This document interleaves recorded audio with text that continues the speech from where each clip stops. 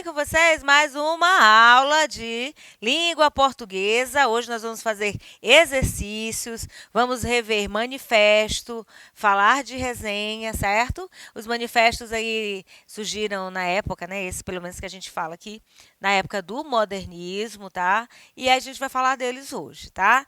Fique em casa aprendendo, é o nosso projeto, um projeto justamente para que a educação continue tendo qualidade, excelência e atinja seu objetivo, que é fazer você ficar em casa, estudando e, consequentemente, aprendendo.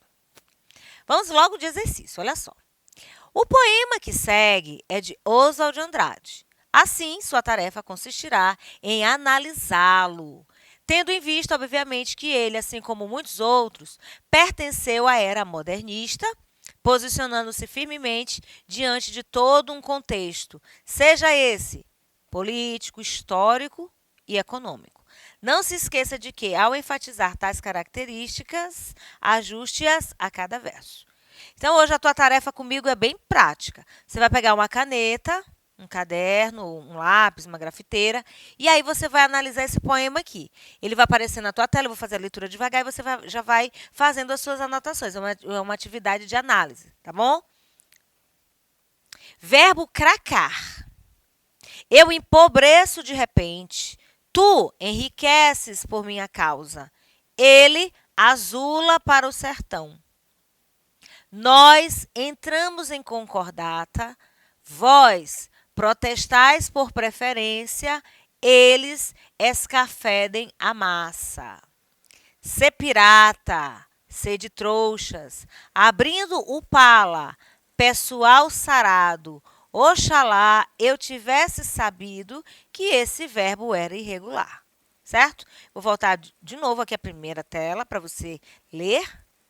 Verbo cracar. Eu empobreço de repente, tu enriqueces por minha causa. Ele azula para o sertão. Bem, aí a gente já pode fazer uma pequena, posso dar umas dicas, né? Eu fico pobre e por conta da minha pobreza, você, né, tu enriqueces. E ele azula para o sertão, lembrando aqui que quem fugiu para o sertão.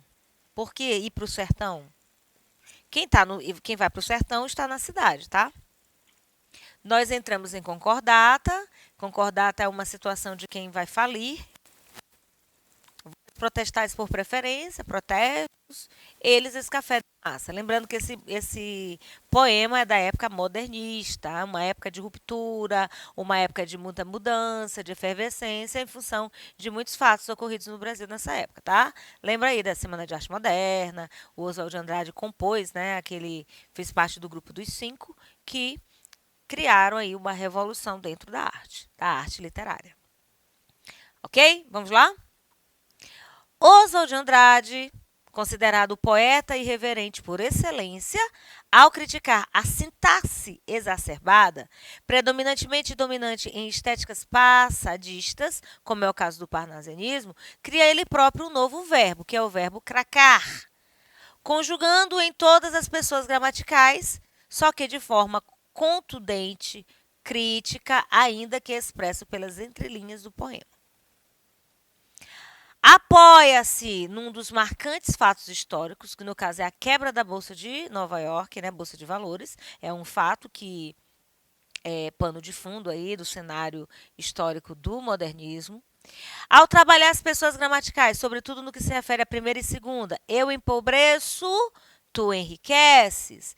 Ele, de forma magistral, alude ao fato que os investidores, atraídos pela valorização das ações, arriscavam todo o capital que dispunham em prol de um negócio aparentemente atraente. Ainda trabalhando a mesma temática, notamos que, por meio de um instinto bastante crítico aos traços ideológicos de outros estilos de época, Oswald de Andrade incorpora em sua criação o uso de uma linguagem voltada para o prosaico, para o vulgar, como é o caso dos vocábulos escafedem, sarado e azula.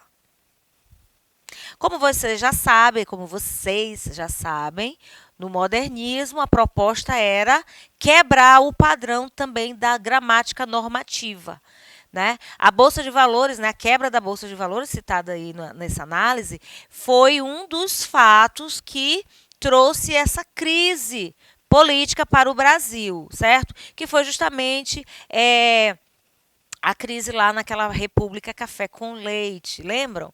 Que se alternavam no poder os cafeeiros e os produtores de leite. Então, com a quebra da Bolsa de Nova York, o preço do café deu uma caída, tá? E aí o Oswald de Andrade faz essa abordagem dentro do poema. Segunda questão, agora a gente vai falar de manifesto, o Manifesto Antropófago, foi lançado em São Paulo em 1928. Lê-se Queremos a Revolução Caraíba. A unificação de todas as revoltas eficazes na direção do homem. Sem nós, a Europa não teria sequer a sua pobre Declaração dos Direitos do Homem. Essas passagens, eu vou repetir, gente, elas estão aí, ó.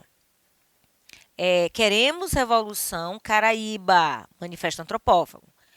A unificação de todas as revoltas eficazes para o homem. Sem nós, a Europa não teria sequer uma pobre Declaração dos Direitos do Homem. Então, a pergunta, essas passagens expressam o quê? Expressam A.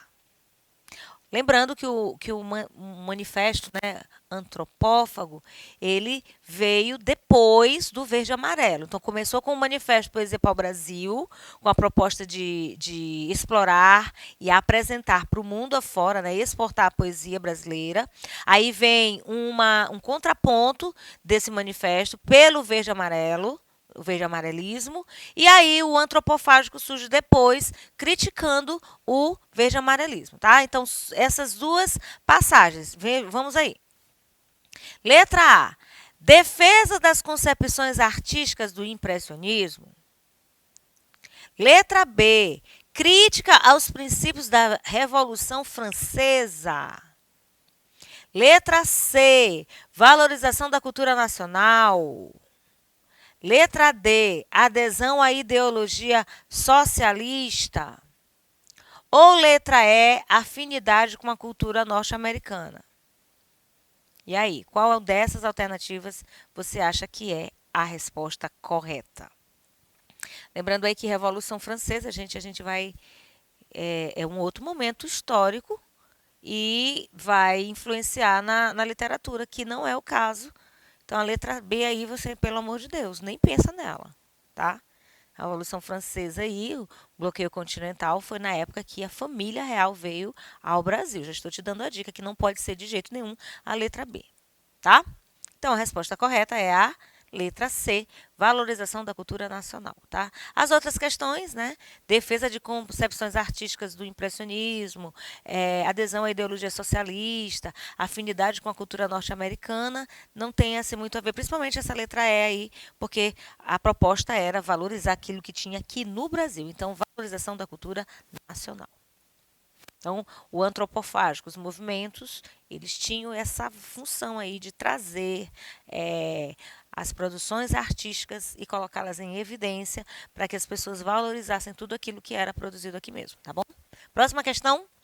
Ah, tá, um comentário, olha só, já esqueceu, trouxe um comentário para vocês, tá? O Manifesto Antropófago, de autoria do escritor modernista Oswald de Andrade, que também compõe o Manifesto de Poesia para o Brasil, ele pregava a criação da poesia brasileira de exportação, eu acabei de falar isso, valorizando o uso da língua literária, além de explicar a antropofagia, conceito criado pelo autor modernista que propunha o que? Deglutir a cultura europeia, chegada ao Brasil e digeri-la sob a forma de uma arte essencialmente brasileira. Isso aqui é uma explicação, uma contribuição para você lembrar, relembrar o que é o manifesto antropófago ou antropofágico, tá bom?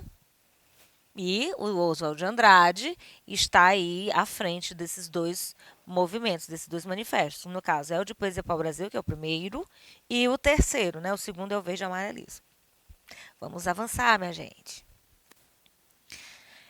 As proposições abaixo se referem ao modernismo e aos seus manifestos. Assinale a alternativa que está errada, incorreta. Letra A.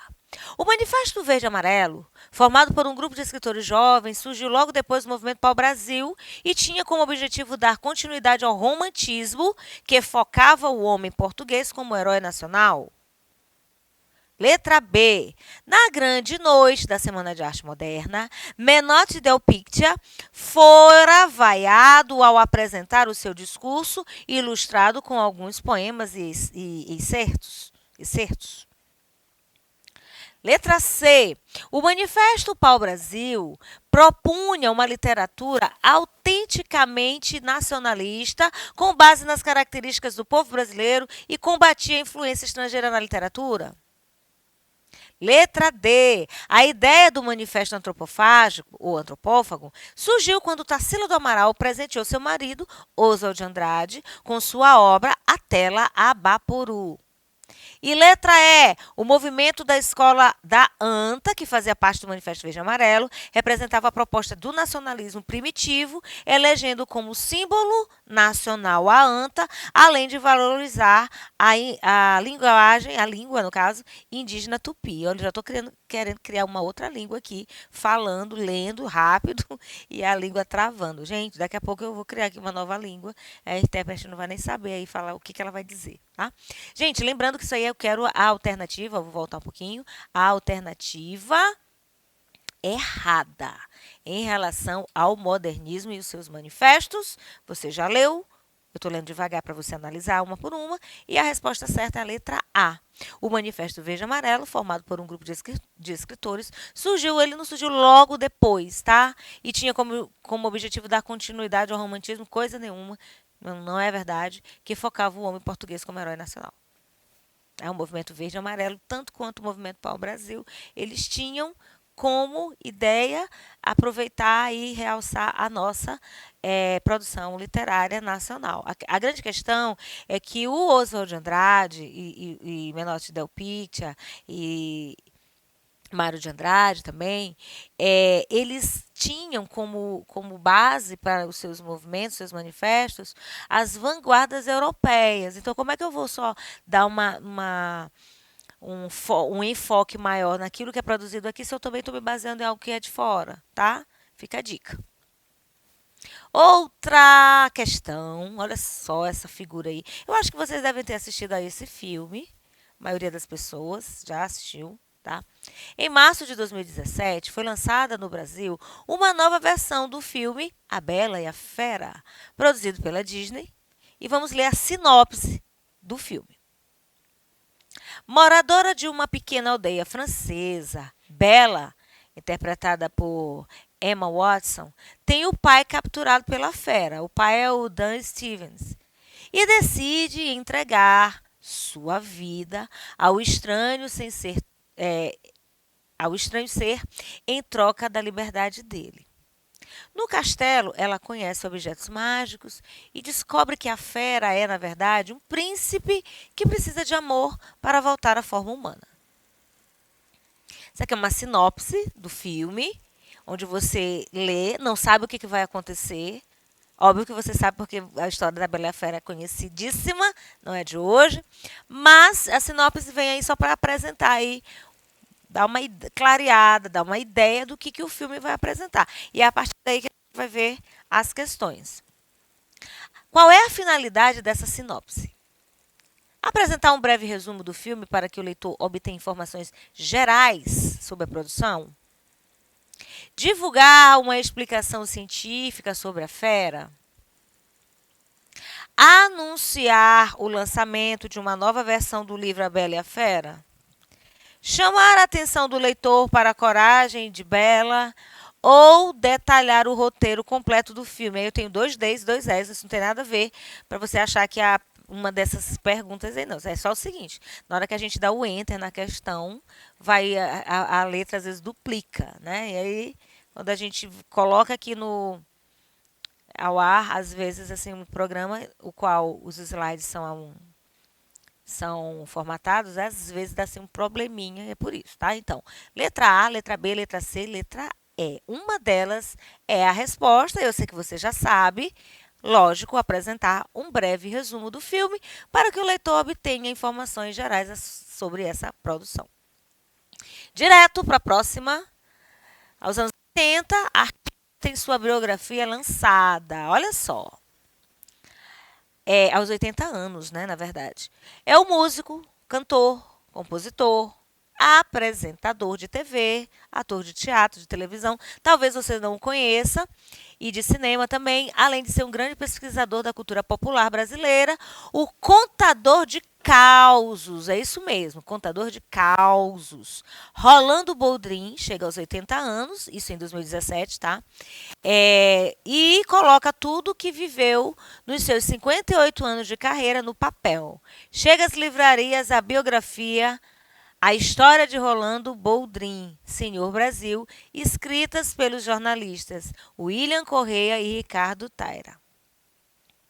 É um tipo de texto que está trazendo aqui a notícia de que a vida e a obra de Rolando Boldrin, como eu disse, talvez vocês não conheçam, ele apresentou programas na década de, cadê aqui, 80, tá? E ele completou 80 anos, tá? Então talvez vocês não o conheçam, mas aqui o importante é saber dessa pessoa que tem uma grande representatividade na cultura. Contador de causos. Você já ouviu alguém falar causo? A gente chama casos, né? Causo é uma expressão interiorana, variação da nossa língua, tá, gente? Não esqueçam de levar em consideração as variantes linguísticas, as diversas formas que as pessoas têm de se expressar, dependendo da região do país. Qual fato originou a produção dessa resenha? Releia o título. Os Causos de Rolando Boldrin. Em sua opinião, por que o autor usou o termo causos no título da resenha sobre a biografia de Rolando Boldrin? Olha só, eu coloquei em negrito e está destacado por aspas, tá?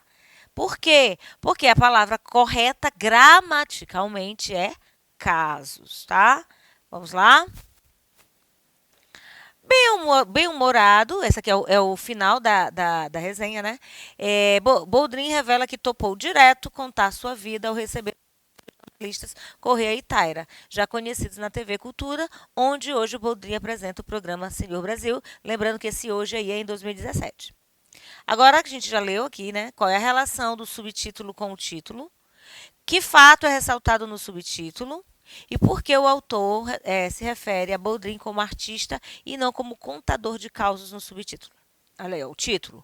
Aos 80 anos, artista tem sua biografia lançada. Tá bom? Dá uma lida, analisa novamente, para poder responder as questões aí. Vamos lá? Tá aí o título, Os Causos de Rolando Boldrin. Esse é o título, ok? Bem-humorado, ele revela que topou direto. Olha só, topou direto aí com aspas.